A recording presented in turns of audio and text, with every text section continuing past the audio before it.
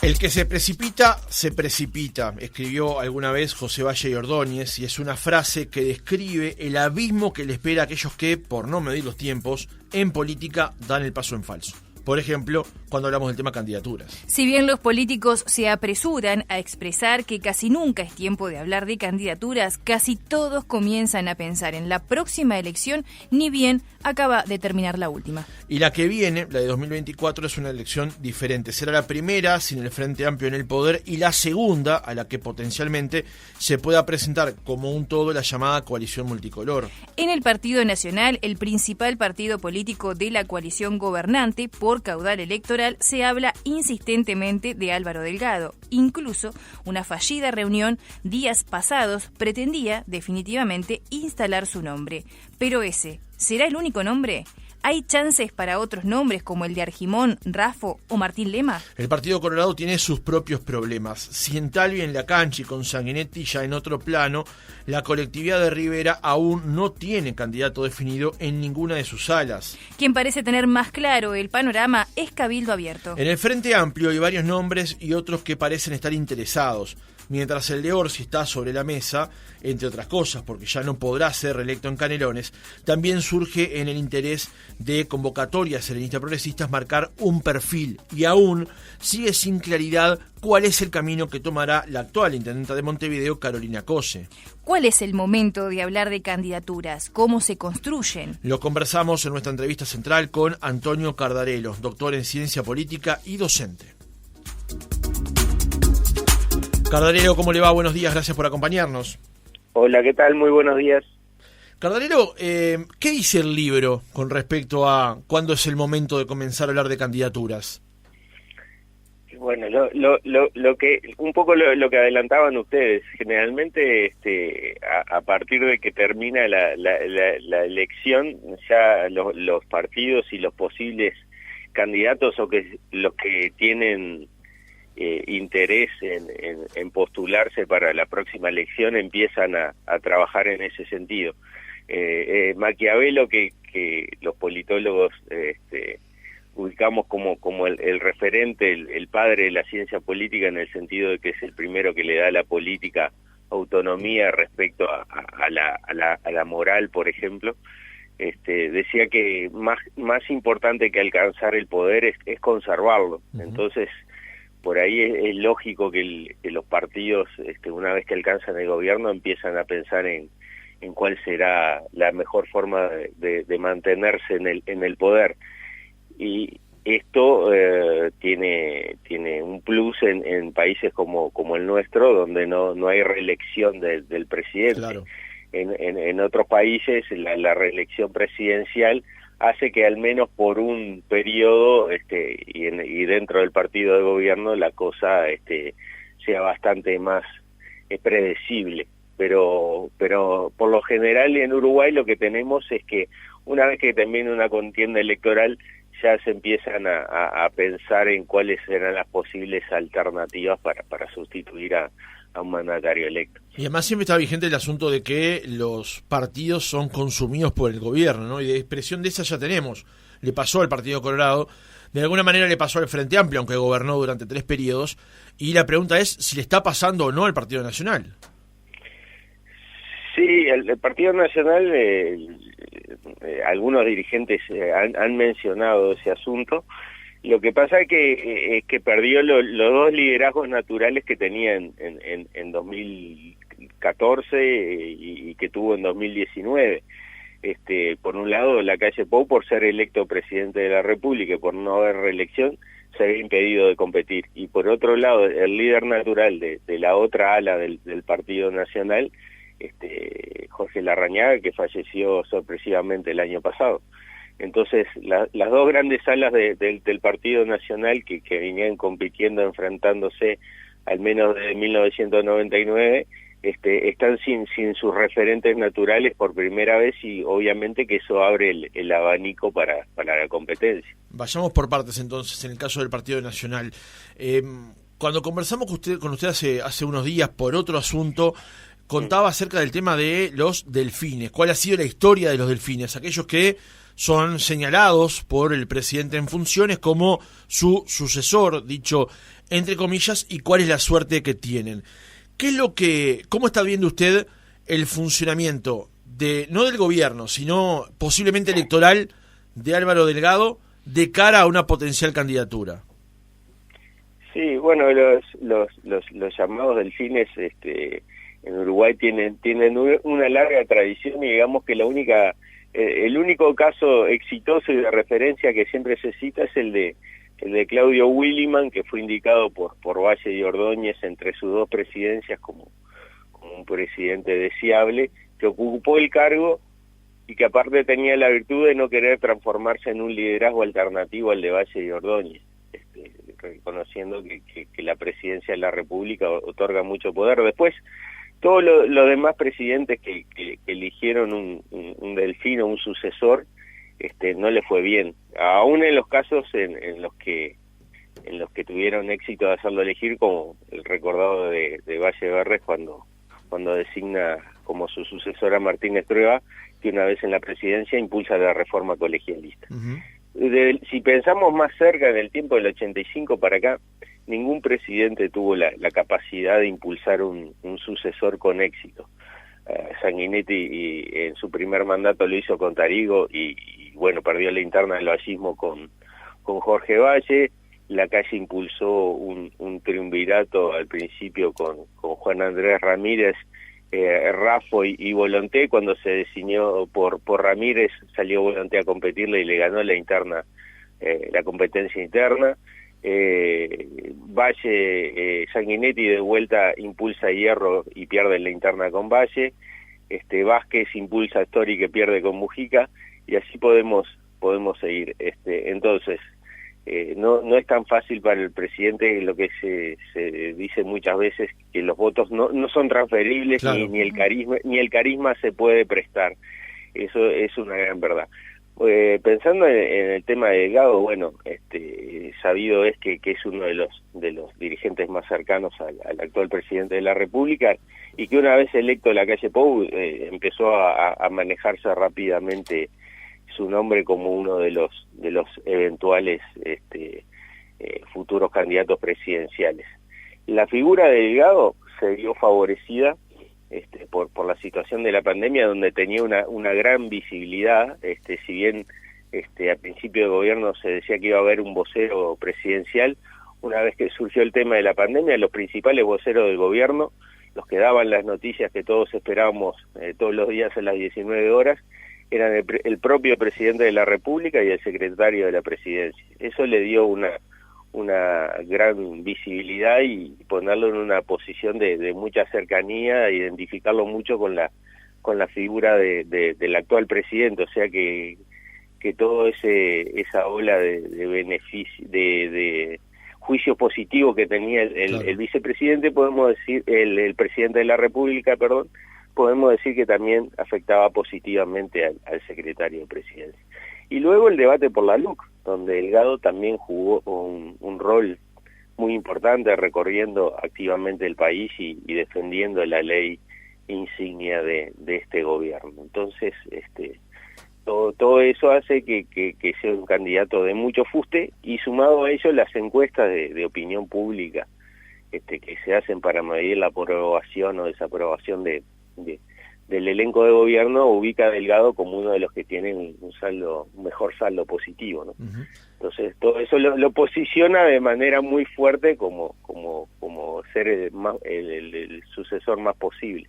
Claro. Ahora, en este caso, Cardarello, para Delgado, además de la valoración histórica con respecto al tema de ser eventualmente delfín, y esto dicho con todos los respetos, por supuesto, del presidente de la República, esa posición eventualmente también trae aparejada otra complejidad, que es la propia arquitectura de la coalición multicolor, que el actual presidente de la República fue exitoso conduciendo justamente ese proceso, justamente porque lo llevó a la primera magistratura, pero eso le añade una dificultad más, ¿no? Saber conducir un proceso de un agrupamiento de 5 partidos, ¿no?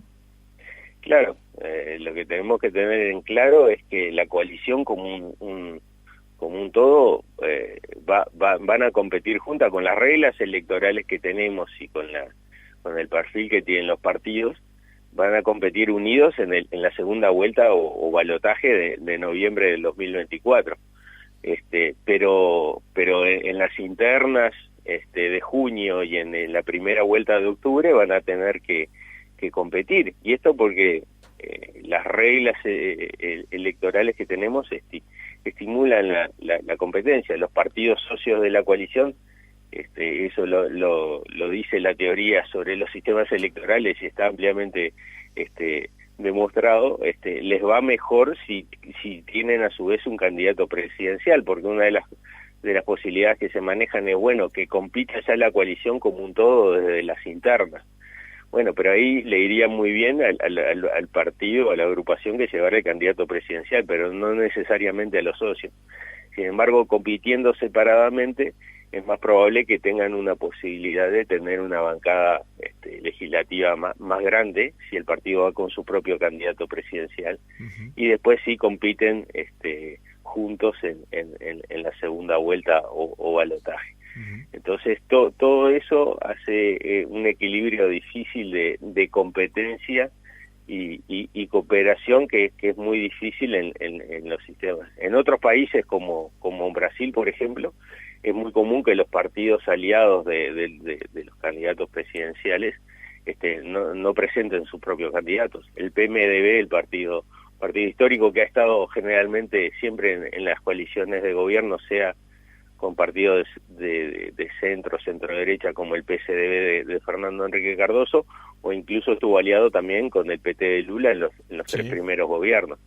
Entonces, y nunca presentaba candidato presidencial. Y bueno, las coaliciones que se están armando ahora o alianzas electorales rumbo a las elecciones de octubre de este año también muestran el mismo escenario, pero en el caso uruguayo es distinto, porque por lo que te decía, los partidos van a presentar, ni el Partido Colorado va a resignar no presentar un candidato presidencial pese a los problemas internos que tiene para reconstruir otra vez un liderazgo o un par de liderazgos o candidaturas atractivas. Y por supuesto Cabildo Abierto no va a dejar, Manini no va a dejar de competir él, de mostrarse como un presidencial con posibilidades o tratar de vender la idea de que puede ser él el que represente a la coalición en una segunda vuelta. Para cerrar el tramo del reportaje con respecto al Partido Nacional, la pregunta que cabe es qué pasa con el resto del Partido Nacional, con lo que se llama la otra ala, el ala wilsonista del Partido Nacional. Se lo pregunto porque ayer, en una entrevista que está publicada en La Diaria a Gastón Cosia, acerca de una serie de actividades que están realizando en la Casa de los Lamas, se le planteaba por Beatriz Argimón, y él dice: no tengo dudas de que el nombre de Beatriz va a estar, y no es que vaya a estar porque lo decida ella, el Movimiento Nacional de Rocha o cualquier otro grupo, sino que va a estar porque la gente ya la empieza a apreciar. ¿Qué es lo que pasa con la otra ala del Partido Nacional? ¿Cómo se va o cómo se podría reorganizar de forma de justamente ser un contrapeso también para una eventual candidatura de Delgado?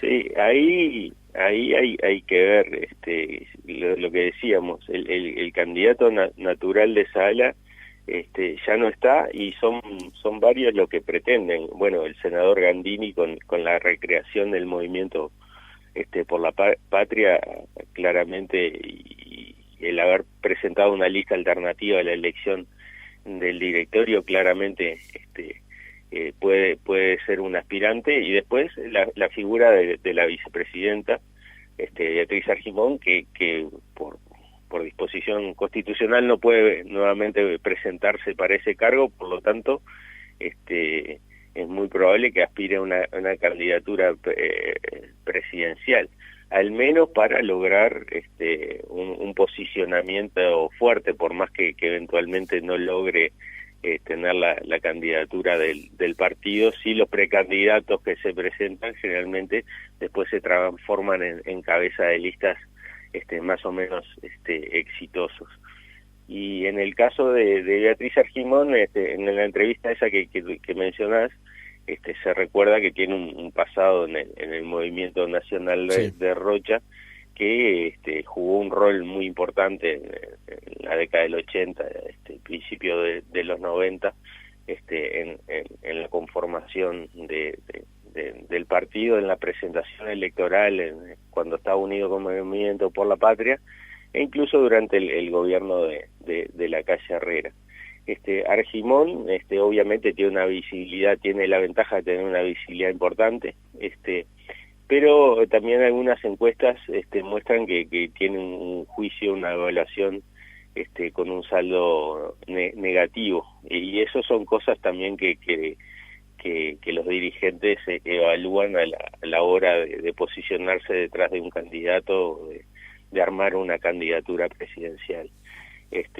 Otras posibilidades sería que alguno de los candidatos del ala herrerista o de lo que se llamó Todos, de su presentación, no acepte ir atrás de Delgado y apueste a pasarse a la otra ala del partido. Figuras como Raffo, que tiene, por ejemplo, Laura Raffo, que tiene una presencia mediática muy fuerte, que es muy, muy reconocida y que tuvo un papel importante en la elección departamental, y es vista como una figura que surge naturalmente en las encuestas de opinión pública, si bien bastante lejos de Delgado, pero en un segundo escalón junto con Argimón, por lo menos.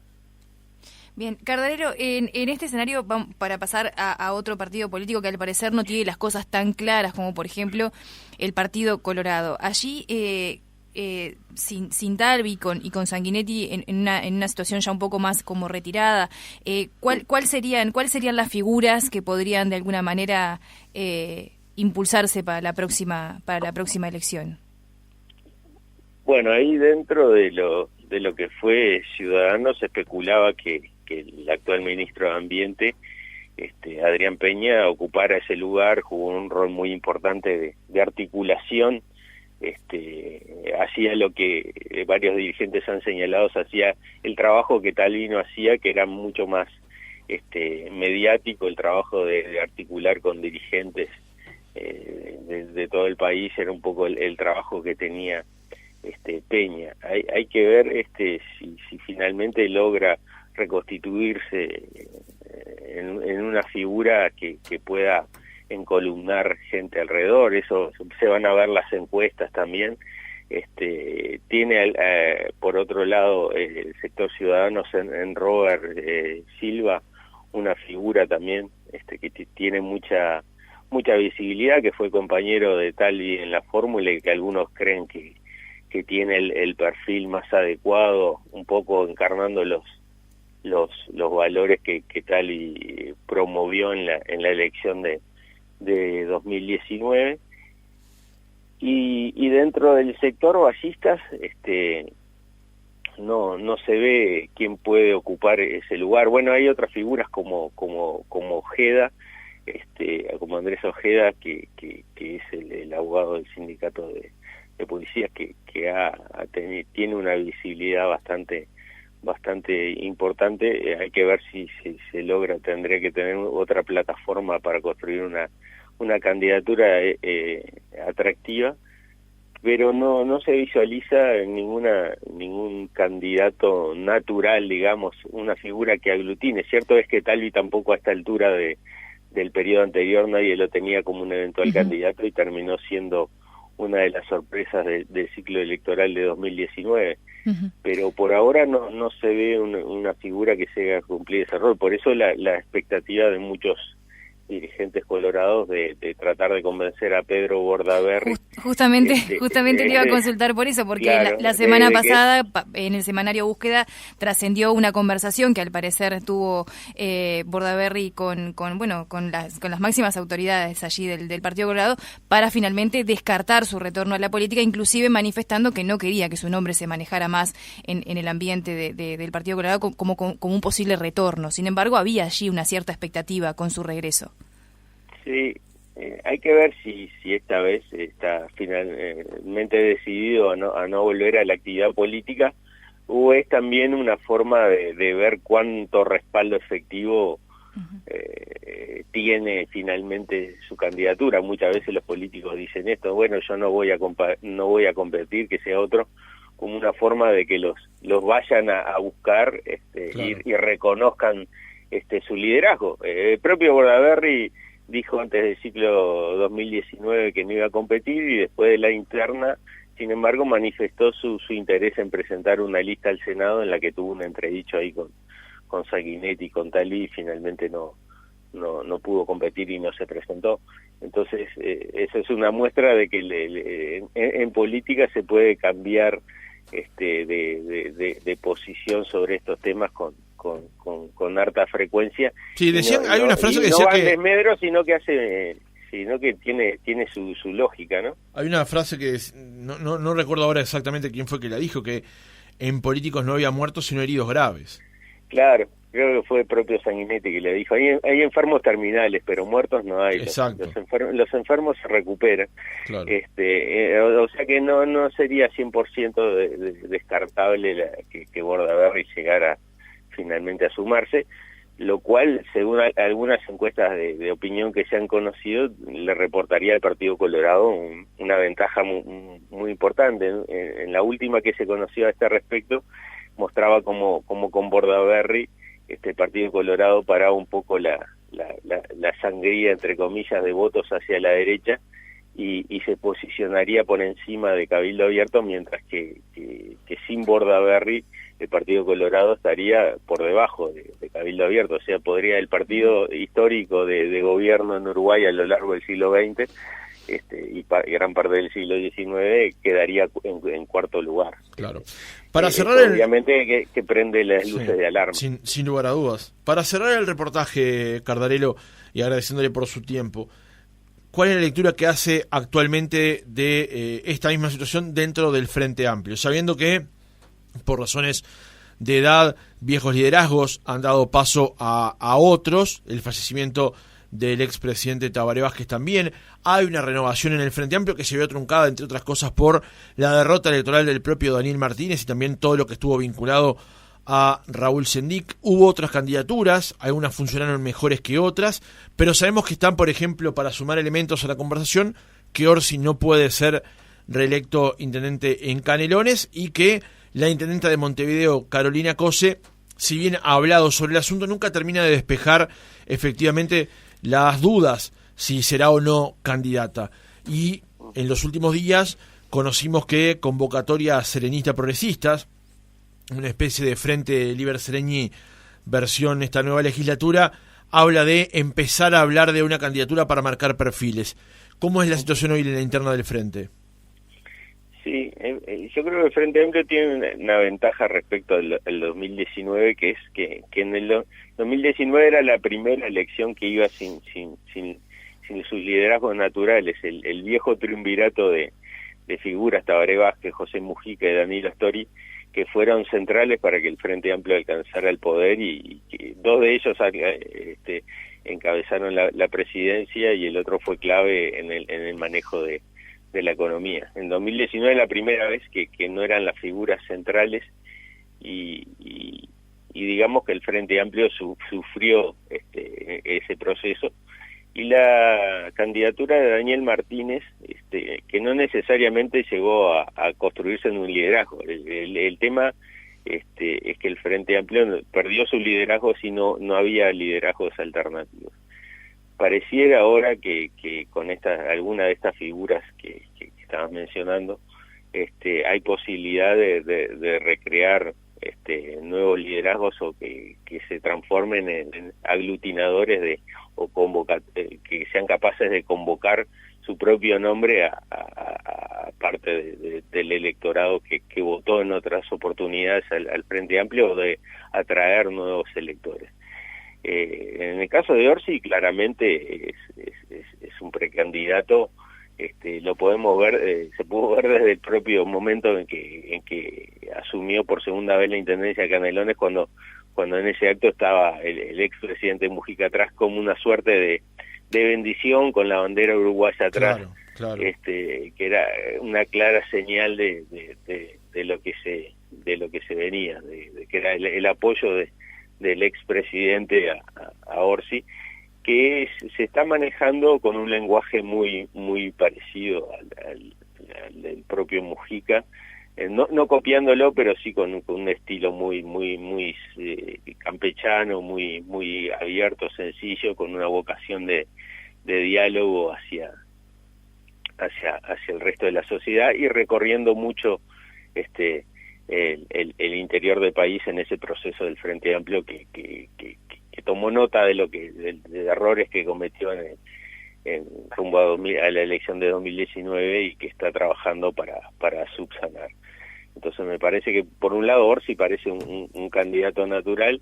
La intendenta de Montevideo también es un cargo que naturalmente, una vez que se llega a ese cargo, la posibilidad de verlo como un eventual presidenciable ha pasado siempre. Desde que Tabaré Vázquez asumió la intendencia en 1990, eso ha pasado.